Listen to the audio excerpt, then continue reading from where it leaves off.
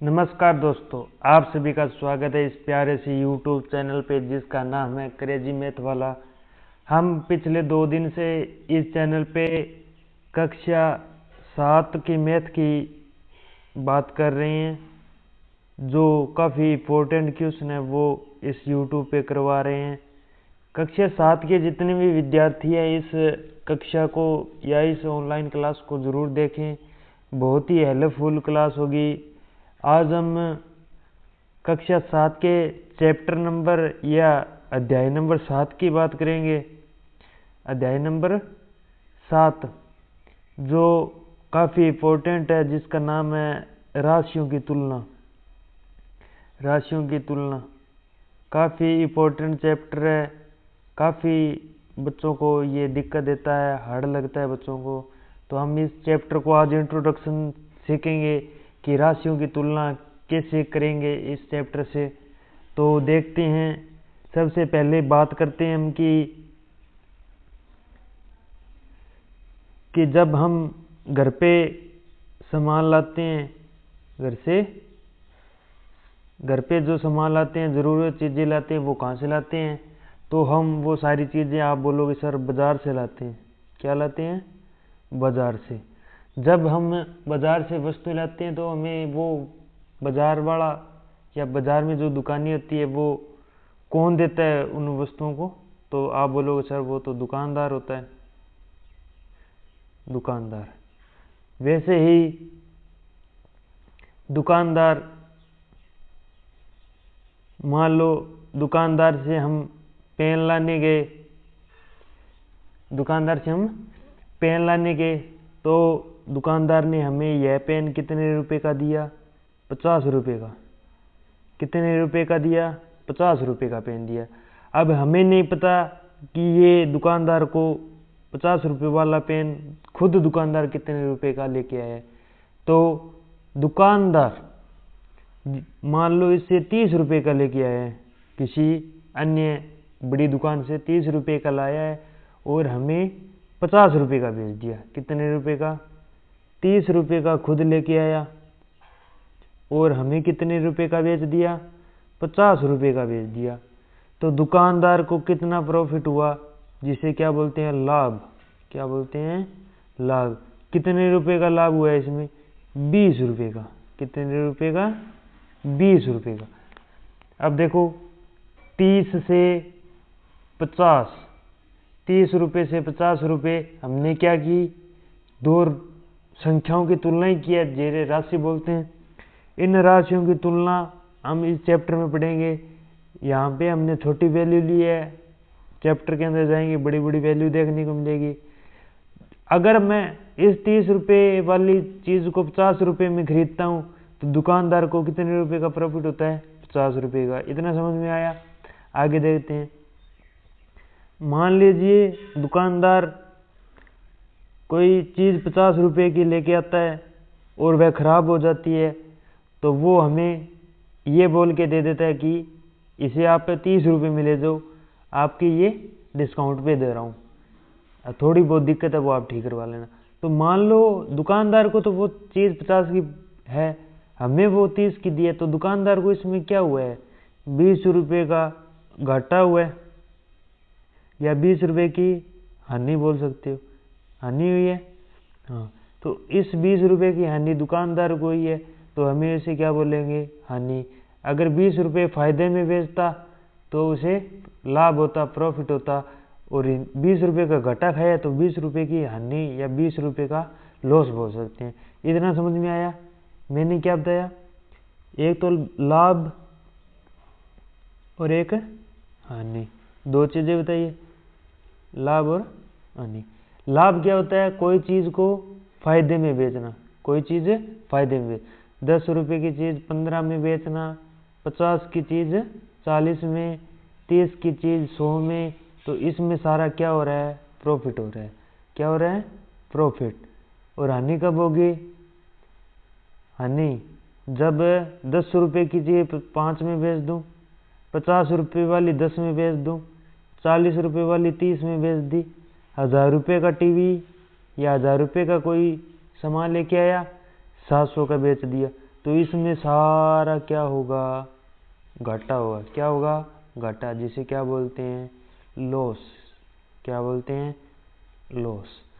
तो हमने पढ़ा कि लाभ क्या होता है और घाटा, हानि क्या होती है।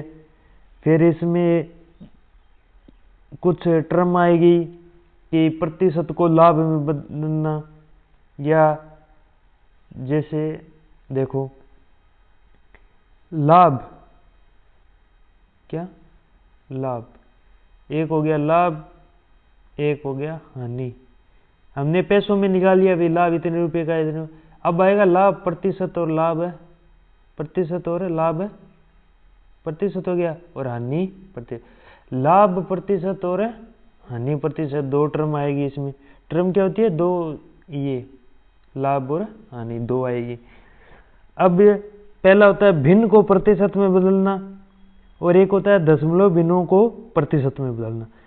भिन्न कैसे, मान लीजिए ये है, पहला देखो लाभ प्राप्त कैसे होता है। लाभ क्या होता है, लाभ होता है विक्रय मूल्य। क्या होता है, विक्रय मूल्य।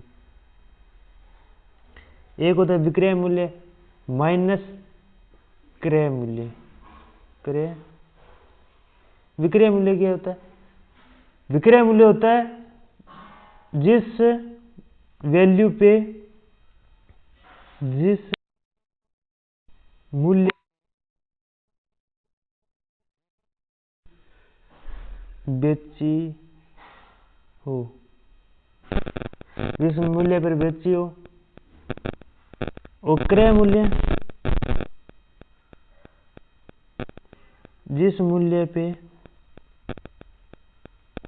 जिस मूल्य पर वस्तु खरीदी हो, जिस मूल्य पे वस्तु खरीदी हो। ठीक है, क्या देखो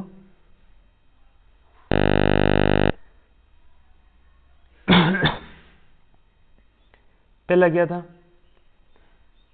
विक्रय मूल्य। विक्रय मूल्य पर जो वस्तु, जैसे मैं कोई चीज, तो ये क्रय, तो ये क्या होगा, विक्रय मूल्य। तो प्रॉफिट कैसे निकालेंगे, प्रॉफिट, प्रॉफिट होता है विक्रय मूल्य, बड़े में से छोटा घटा देंगे, तो 10 रुपए का क्या आ गया, प्रॉफिट या लाभ आ गया। समझ गए। आगे अगला देखो, भिन्न को प्रतिशत में बदलना। पहला क्या है, भिन्न को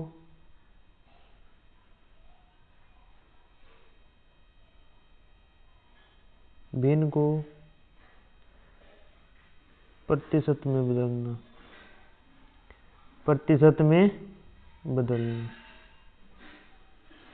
भिन्न को प्रतिशत में बदलना। अब देखो मान लो भिन्न 1/4 है, इसको प्रतिशत में बदलना है, किसमें, प्रतिशत। तो क्या करेंगे, 1/4 इंटू 100% से गुणा कर देंगे, कितने से, 100% से। अब देखो ये कितना हो गया, 1/4 इंटू 100 है।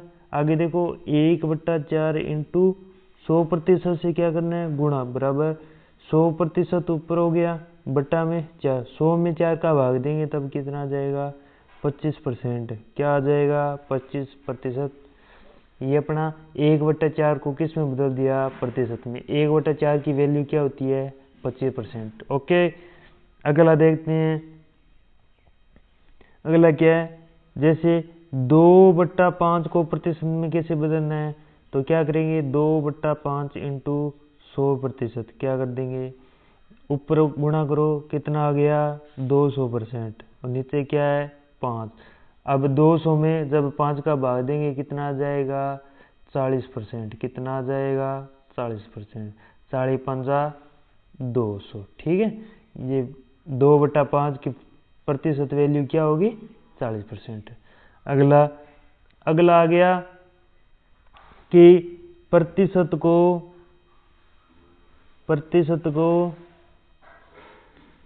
भिन्न में बदलना। किसको, प्रतिशत को भिन्न में, प्रतिशत को भिन्न में कैसे बदलेंगे? देखो जैसे 25% आ गया, 25% को 25% में क्या करना है? प्रतिशत को भिन्न में बदलना है तो 100 का भाग देना है, 100 का भाग देना है। अगर भिन्न को प्रतिशत में बदलो तो 100 का गुणा, अगर प्रतिशत को भिन्न में बदलो तो 100 का भाग।